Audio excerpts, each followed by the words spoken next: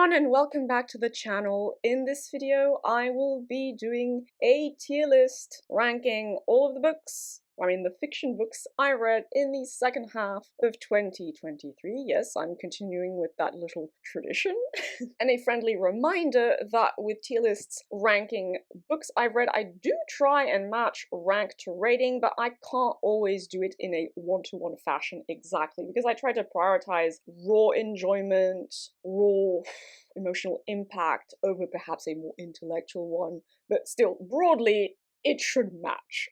We're starting the list off with Seanan McGuire's Middle Game, a book I read in November. No, actually, it was the first week of December. I really enjoyed this one. For one thing, it features a central narrative and world-building alchemy motif I thought was decently well executed. Secondly, it features a pretty moving platonic love story between two alchemically engineered twins, shall we say. More than that, said twins, in my opinion, can be read as neurodivergent. A lot about that just really moved me. So this, for me, was a solid B tier read. Only B because I didn't get more in terms of like deeper theming or greater world building. Then there's The Rose, written by Tiffany Reich. This is fantasy erotica I thought I'd give a go. Fortunately, I did not like this one. The concept, the base concept and premise was neat enough. Basically, the main female character, Leah, receives a magical chalice, and she meets a man named August who wants to acquire this chalice, and he tells her, if you drink from this chalice, it will make your sexual fantasies come alive. And said sexual fantasies, in Leah's case, all tend to adopt a Greek mythology motif. So yeah, interesting premise, but there was so much fucking cringe, holy shit. Also, there's insta-love, because it also works as a romance, right? There's insta-love, fuck off. And I hated the main characters. The main female character is a pimp, and she does prostitution for like funsies, and I think that's making light of a very complex topic, and I don't like that. So this is going to go into C tier. So next up is Blind Side by Peter Watts. That is the worst thing I read in 2023. Holy shit. Yes, it is ideas-driven first contact science fiction horror. It has neat enough aliens, though ultimately I found them underwhelming, and its central philosophical thematic conceit can fuck off. The theming on consciousness and empathy, I find that stuff interesting, but I maintain, I will die on this hill, it was poorly executed, and the borderline thesis of like, oh, consciousness bad, hurt her, was gobbo. And also the main character was shite, and there's a lot of nihilistic edgelordism in this book. Borderline misanthropy, borderline sociopathy is cool, and also the prehistoric vampires.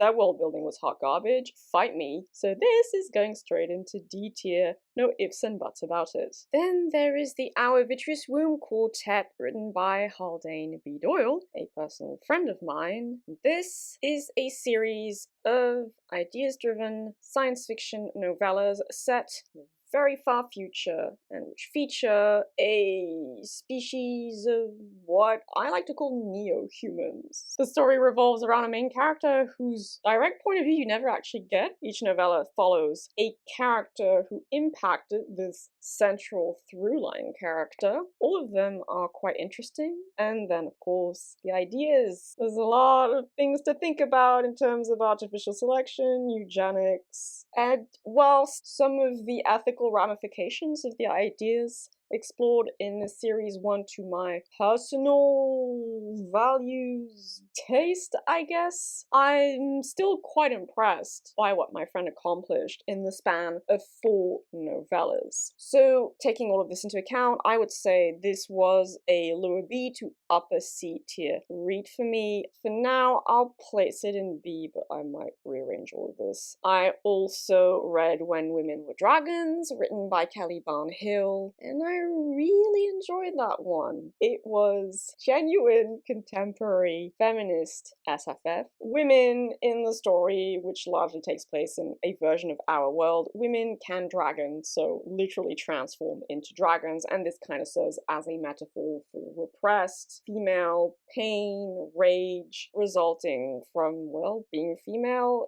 in a patriarchal society. And a lot of that imagery just spoke to me. A lot of it was written very elegantly, and the theming pleasantly surprised me. I wasn't expecting too much because I've been burned way too many times now with the whole this is feminist X, but this actually featured properly feminist theming. So this, it's a lower A to upper B. I guess, okay, I'll follow my initial heart's impulse and place this in A for now. I also read Chouette, written by Claire Oshetsky. I did not like this. It is a short novel in which a woman becomes pregnant with a literal, I think, owl baby. It's magical realism, I guess. I felt like I was supposed to read theming on hardship of motherhood and the challenges presented by raising a child who is different, who has support needs. I felt like the story and its themes were shackled to the metaphorical nature of the owl baby thing, and shackled in a way that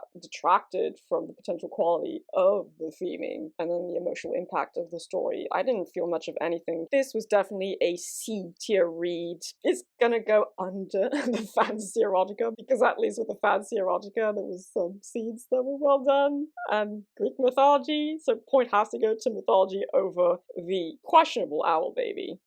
Then we come to the Kingkiller Chronicles, written by Patrick Rothfuss. I love the Kingkiller Chronicles. I love the writing, I love the characters, the character relationships, the theming I got, and then there is like delicate, subtle commentary about mental illness, trauma, difference. That really spoke to me. There's a valuing of human kindness and compassion that I really appreciated. Yeah, no, this is definitely a new fancy favorite. So yes, definitely a very solid A tier entry, and above When Women Were Dragons. And then we have Elizabeth Hand's Waking the Moon, a book I read towards the tail end of September or early October, and which I thought I would, well, perhaps not love, but like a lot more than I actually did. It was very disappointing. It features in its beginning a mild dark academia motif and a plot involved with the worship of a dark primeval goddess. There is a shadowy organization called the Benandanti tasked with preserving patriarchal humanity from said dark goddess. Initially, it had interesting elements, and elements I found appealing, based in what I'll call feminist, or at the very least gynocentric scholarship in the fields of anthropology, sociology, archaeology. But then, I don't know, the theming, the commentary went nowhere. And then the plot had holes in it, just huge holes. There was an issue with pacing, and the character work wasn't very good, and it had so much potential, but all of that kind of flopped. So this is going to have to go in C. Okay, because of the feminist stuff and the goddess spirituality stuff, I'll put it just in front of the rose. Then there is the penultimate thing I read in 2023, Jonathan Strange and Mr. Norrell, written by Susanna Clarke. I think for me it was just a bit too long because it wasn't exactly my kind of thing in fantasy. It kind of reads as a 19th century novel with some magic thrown in derived from fairy folklore, but still I enjoyed the characters. I enjoyed the fairy folklore, or I mean, how this impacted the book's world building. It wasn't so much in terms of like deeper theming or world building, despite the footnotes. So I didn't love it, but I liked it, and thus it will go into B tier. I will put it just behind Middlegame and in front of Our Vitreous Room. In November, I also read Sayaka Murata's Earthlings, and I didn't like this one. Is horror general fiction a thing? Because I think it could qualify for that subgenre if it's a thing. I don't know. You have a girl, then woman, who feels very alienated by society. She goes through a lot of abuse. She finds comfort in this hedgehog plushie, which she thinks comes from an alien planet. She's asexual and she marries an asexual man at some point, so they cannot participate in traditional society, which they term the Factory, I think it was. It feels like I was supposed to read theming on societal alienation and normativity and all those things. It was all rather grim, which could have been fine, but there wasn't much more beyond that grimness. Yeah, it was kind of a waste of time, to be perfectly honest. So this is going to go in C tier and lower C. Did I prefer it? to Chouette. I guess Chouette at least had the owl baby. I mean, it wasn't a good thing ultimately, but I guess it was original. So yeah, it's gonna go behind Chouette. We then have Uzumaki, written by Junji Ito, and I loved it.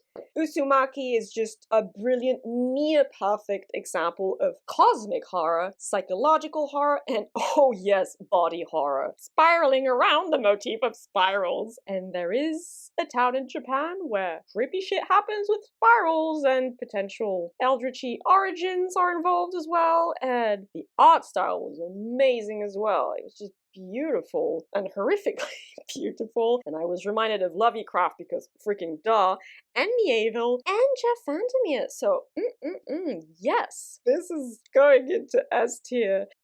And I need more Junji Ito in my life. Then we have Vladimir Nabokov's Nin. Nin was a lot for me, unfortunately. It's a character vignette about a kooky professor character. There's a bit of commentary on the absurdity one can find in academic circles. And I guess there's a lot that would be a lot more meaningful to Russian people or Russian expats or Russophiles, but that stuff just went over my head, so I was like, yeah, okay, it's a thing, and I read it, I guess. So yes, I can't in good conscience place this anywhere above C tier. It's not worthy of D, because it was inoffensively boring. So C. Oh, this is hard though. I don't know actually. These kind of sit on the same level, really. I don't know, I'll come back to this later. Then there is Connie Willis's Doomsday Book. You have a future version of our world in which time-traveling technology has become a lot more democratically accessible because unis employ time travel to send historians into the past. And so the main character, one of the main characters in the story, is a history student, and she's sent back to whenever the Black Plague came a-knockin' in the UK. And then you have a plot in the future present where there's a viral pandemic going on. I don't know, I just didn't get much out of this. It didn't really hit me on an emotional level or an intellectual one with its world building or theming. So this is yet another book I will have to place in C tier. Where though? I don't know. I guess because science fiction and a bit of historical world building, that was okay. I could put it here. I don't know. Once again, I'll come back to this later. Last year, I also read my first ever Neil Gaiman novel, Neverwhere. It was a gift from my bestest bookish friend, and I enjoyed it. Neverwhere is urban fantasy on the darker side of things. It was a wild ride in a type of fantastical London underworld, but yeah, once again, I didn't really get much in terms of deeper world building, theming, or character engagement.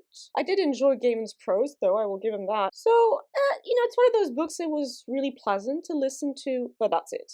This deserves to go in B tier. I didn't enjoy it more than Jonathan Strange and Mr. Norrell, so yeah, but it's a close one definitely, but still behind it. Then we have Cassandra Claus, The Salt Grows Heavy. This was a horror novella or long short story in which the main character is the deep-sea monstrous doppelganger of the Little Mermaid. She was captured by a prince on land, had babies with him, but then her babies ate everyone in the kingdom. She finds herself alone in that kingdom and she befriends a surviving plague doctor.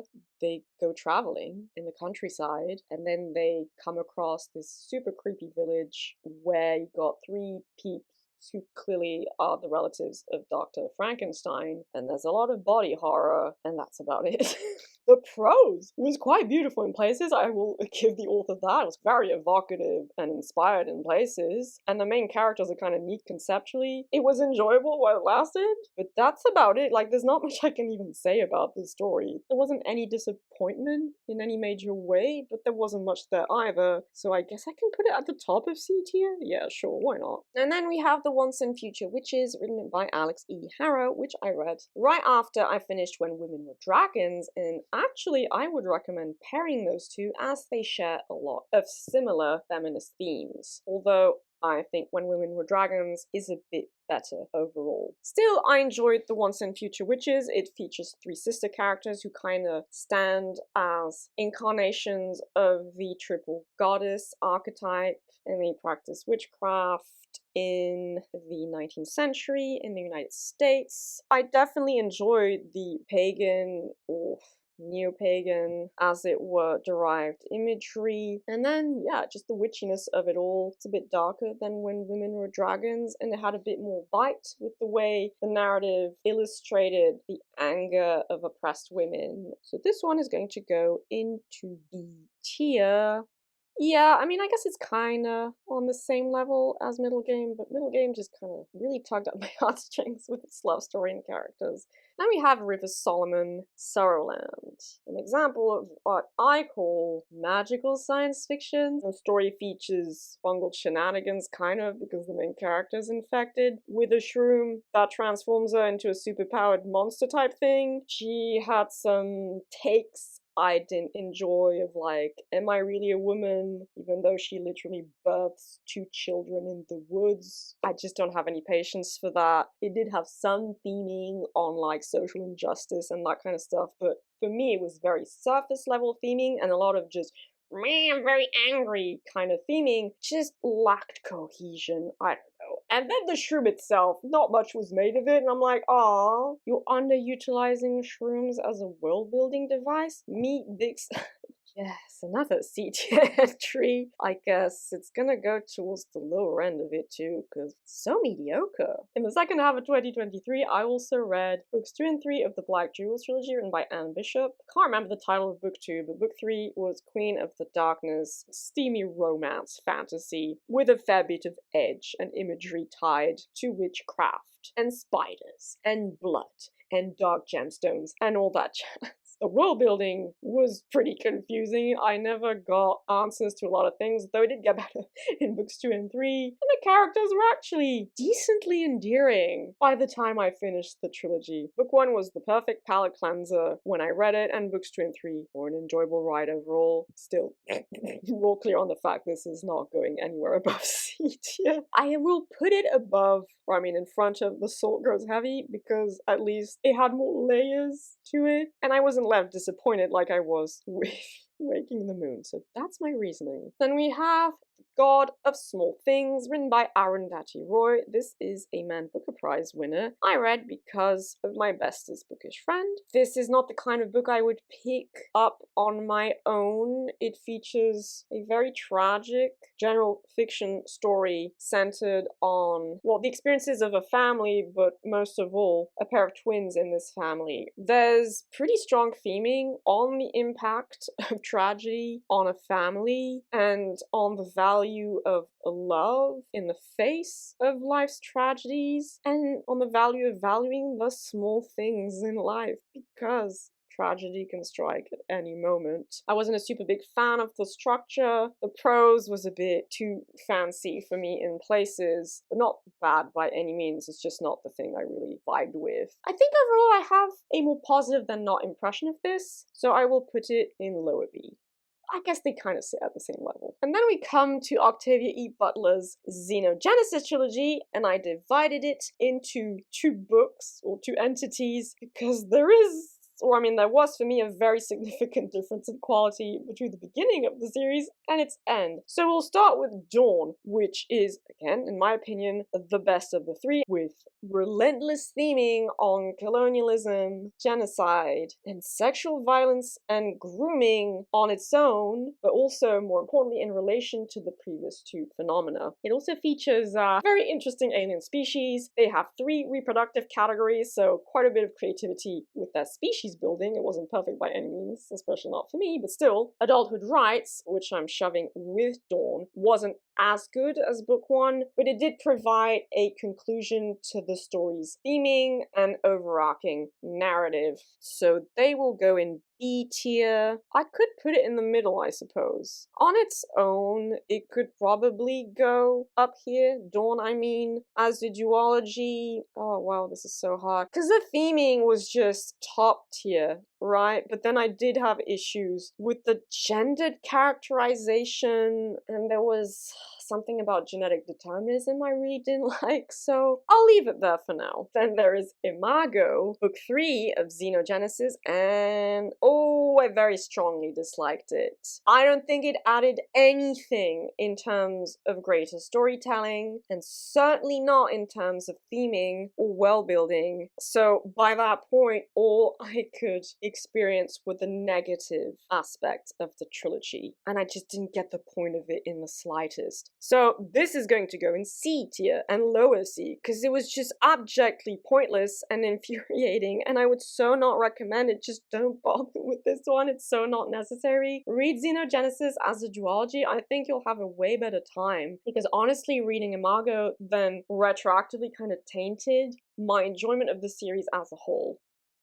Then we have Alice, written by Christina Henry, which I read in the spring, I think. This is an Alice in Wonderland and Alice Through the Looking Glass retelling. And I thought it was a good retelling overall. It's a retelling with like a dark, gothic-y urban fantasy overlay. There's a fair bit of like sexual violence, but I thought it was handled very well throughout the text, and I think you could read a bit of theming about that and, you know, trauma more generally. And I think it also just works well as a retelling because all of the main elements of Lewis Carroll's original stories are present in Christina Henry's, and she obviously reworked them with her own spark. So yeah, it was a very enjoyable reading experience. That being said, again, there was a bit of theming, but nothing too deep. I enjoyed the characters, but also it wasn't my favorite thing ever. So it's going to go into B tier, middle B tier, I guess. Yeah, it's kind of similar to Neverwhere, I guess. So I'll revisit this in a few minutes. Then we have The Library at Mount Shah, written by Scott Hawkins. I would label this as entertainment-driven weird fiction. This one does in fact feature a library, the title's not lying there. A library of godlike knowledge, shall we say? Won't spoil anything, don't worry. Ed characters who grow up in said library. The main character calls herself a librarian, and you got bits of strange world building. I didn't get much in terms of theming. I didn't get much in terms of deeper world building, and nothing great in terms of emotional engagement either, or character relatability. So this wasn't China Miéville or Jeff Vandermeer by any means. I still had a good time with this one, to be clear. It was a wild ride, but that's why I'm calling it entertainment driven rather than ideas driven weird fiction, which means I'm going to have to put it in C tier. This was a 6.5 out of 10 as well, but there was, in fact, very good theming, and I felt something, which wasn't so much the case with this one. That's why it's going at the top of C and not the lower end of B.